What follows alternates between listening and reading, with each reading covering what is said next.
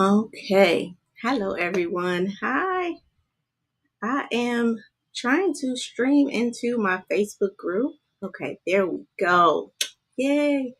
Hello, everyone. Hello, everyone. I am Miss Sheila Little, your friend and expert leader in transforming lives, and we're on week 3. Let me know if you can hear me. We're on week 3, interactions with others, aka relationships. I really I like having this conversation. It's a little sometimes challenging, but it's also very knowledgeable because we're a sum of our relationships. Literally, we are a sum of all our relationships. So yeah, and it still doesn't seem like it wants to bring in my Facebook group, which is fine. I'm just going to share it.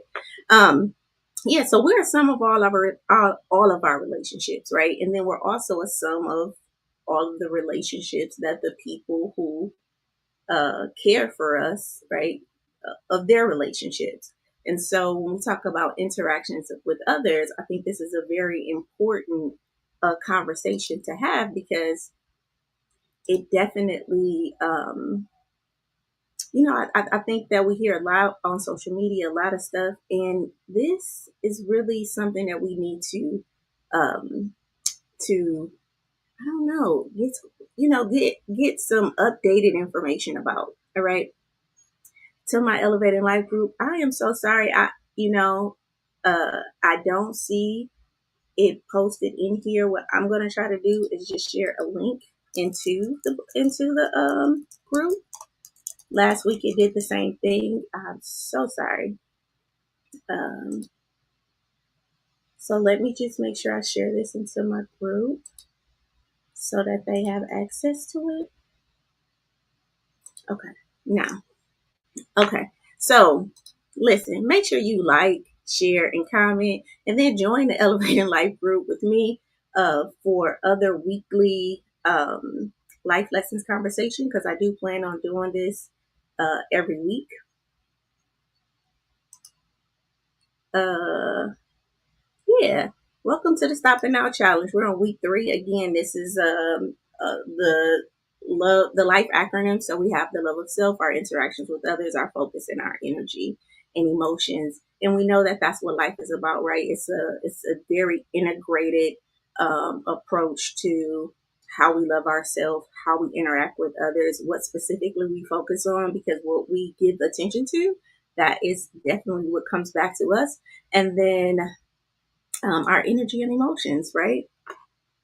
I lost the screen over here, but okay, that must mean this is going to be a really good conversation because I'm having a lot of technical issues. All right, so make sure you, because life is such an integrated approach, make sure you join that Project Life. This year I really want to change theory into practice, right? So if you want to join, we start February 3rd. It's like daily intentions in the morning. It's a course that you get. It's kind of like starting from zero again. So just go to www.sheetalittle.com/life and get on that wait list. All right. Okay, it's on. All right. And so I just want to give a disclaimer. All right, so the content that is shared in this session is just for information and educational purposes only.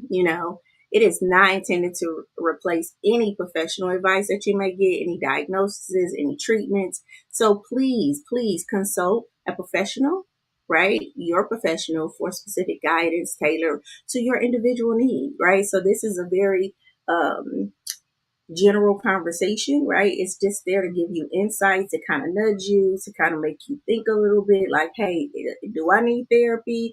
Am I in alignment with myself? I'm really here to really just kind of provoke a conversation between you, yourself, and your other self. All right. At the core this week, we really talked about um, being intentional in relationships. All right. So, my goal was to really try to let you understand that relationships shape so much of our emotions, our mental, and even our physical well-being. So when our interactions are rooted really with authenticity, respect, and boundaries, they empower us to grow, thrive, and create deeper connections. All right. So those six uh, content for this week was really just based on you asking yourself questions. You know why? Because all too often we find ourselves stuck in these unhealthy patterns, all right? Avoiding conflict, overcommitting ourselves, and seeking approval at the cost of our own peace and our happiness, all right? So this week was about breaking those cycles and uncovering tools to build a thriving, intentional relationship that serves us and not drains us. And remember, when we are setting things up to serve us, it's so that we can be a better service to the ones around us, to the people that we were created to serve, right? And so when we are intentional about how we position our relationships, then we're getting the energy that we need, right? So that we can give. And a big part of this week is really going over some concepts because, it says, as you give, so shall be given to you. Um, and I think that we want it the other way around, like as given to me is how I'm gonna give back. And that's just not life, right? So we want to be intentional in how relationships serve us so that we can be a better service to the people around us because we were created to serve, to communion with one another, right? And a lot of our relationships really just have us isolated to ourselves and full of a lot of pain and hurt. And so hopefully tonight's conversation will, bring some ease to that. Okay. Now, the first thing I do want to talk about, I hope you guys can hear me. The first thing I do want to talk about is the type of relationships. Before we go into the six things, I really want to talk about the types of relationships that we have because I think it's important to know that there's just not like one type of relationship. There's actually levels in relationships, and a lot of us um, come from this first type of relationship, and I think we bring that into our adult lives, and we end up experiencing a lot of, I don't know, barriers and challenges, right? So the first type of relationship I want to talk about is codependent relationships. All right. So codependent relationships, in a codependent relationship, one or both parties rely heavily on the other person to either validate them, for their self-worth, or for their emotional stability, right? So these relationships feel unbalanced where one person is overly giving while the other becomes overly reliant. All right. How do I know that I'm in a codependent relationship? Because it is difficult to set boundaries, right? You have a fear that if I set this boundary or if I say this thing, then I'm gonna be rejected, or this person is gonna abandon me in some way, and so you end up kind of acquiescence to that person's need because you have a fear of being rejected, all right, or abandoned.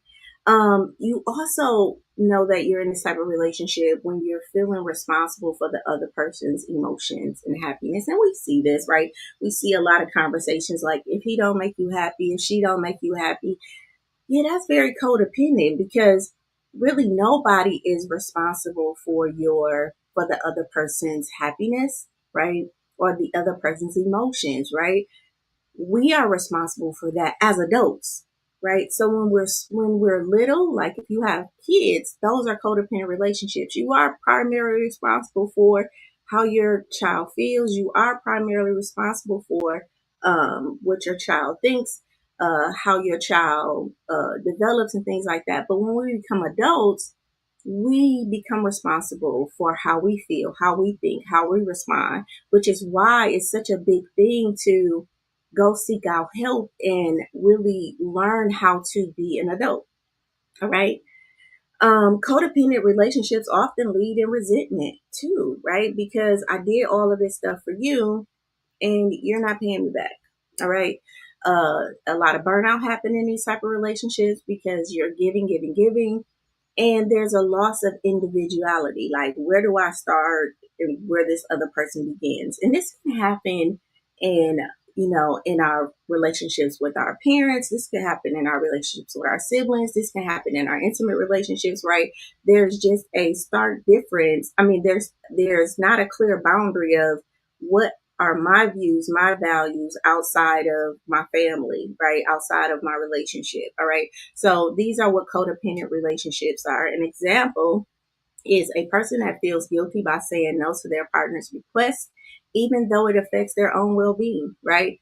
They're trying to prioritize their partner's needs over their own, right? And remember, we can't give from an empty cup. And if your partner is expecting you to make these sacrifices, we're going to talk about later on, then yeah, that's very codependent because they're making you responsible for how they feel. All right.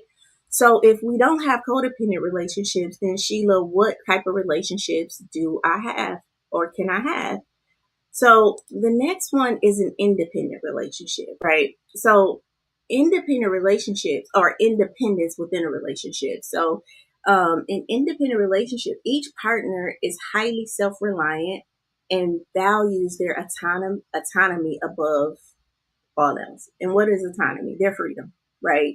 I want to be me. I want to do me. I want to aspire for the things I aspire for, and I want you to do the same, right?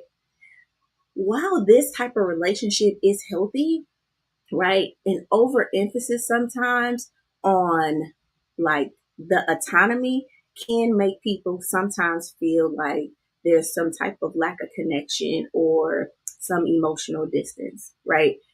Because the people can be so independent that the other person doesn't really feel needed, right? Doesn't feel like a true connection. All right.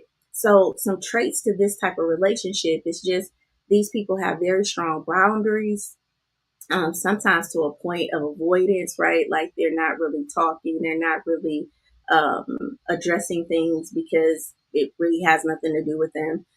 Reluctant to rely on or open up to the other person. So these people tend to not be as open, right?